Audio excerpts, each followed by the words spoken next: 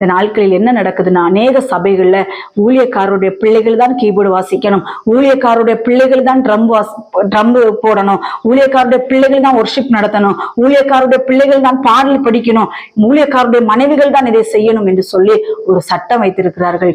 இந்த சட்டத்துக்கு ஆண்டவர் ஒத்துழைக்க மாட்டார். கர்த்தர் சொல்லுகிறது என்னென்றால், சபையில் இருக்கிறவர்களை வளர்த்து விட வேண்டும். சபையில் இருக்கிறவர்கள் வளர்கிறதை பார்த்து பொல்லாத ஒரு கூட்டங்கள் இருக்கிறது, அதுகளுக்கு பொறாமைகள். யோசேப்பின் சகோதரரை போல பொறாமை கூட்டங்கள் குழிக்குள்ள தள்ளிவிடத்தான் செய்வார்கள்.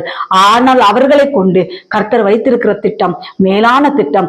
ஒரு நாள் அவர்கள் ஒரு இடத்துல, ஒரு உயர்ந்த இடத்துல இருக்கும் பொழுது அவர்களை தேடி ஆண்டவர் வர்றதுக்கு அவர்களை வரவழைத்து விடுவார் என்று யோசேப்பு வாழ்க்கையில் சரித்திரத்தில் நடந்தது போல நம்மளுடைய வாழ்க்கையும் கர்த்தர் நடத்தி கொண்டிருக்கிறார். கர்த்தருடைய பிள்ளைகளை, அதனால பாடுகள் மத்தியில் போறனே, வேதனைகள் மத்தியில் போறனே, ஏன் எனக்கு இந்த துன்பம் என்று வருத்தப்படாதீர்கள்.